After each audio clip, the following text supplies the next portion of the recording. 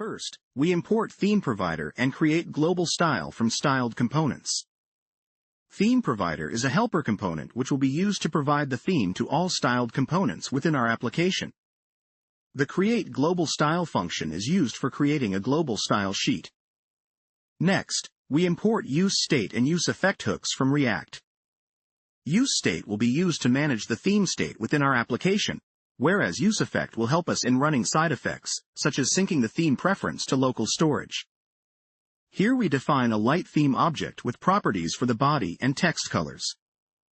#FFF is a white color for the background, and number 3633537 is a dark gray for the text, establishing the color scheme for our light theme.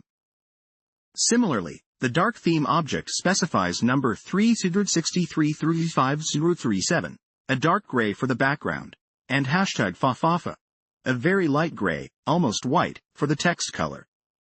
This sets up our dark color scheme.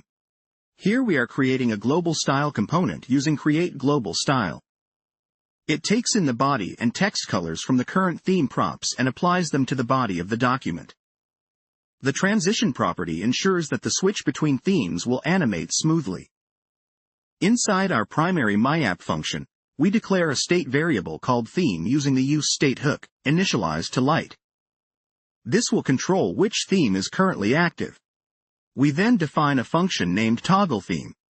This function toggles our theme state between light and dark. It uses a ternary operator to check the current theme and sets the opposite one. Next, with the help of useEffect, we check the local storage for an existing theme preference when the component mounts. If a theme is stored, we update our theme state with that preference. Another useEffect hook is used here. This one saves any changes to the theme state to local storage. This way, the user's choice is remembered for subsequent visits. We wrap our application within the ThemeProvider component, supplying it with the current theme object based on the theme state. If the state is light, we use light theme, otherwise, dark theme. The global style component is placed inside the ThemeProvider so that the global styles we defined can react to the changes in the theme prop.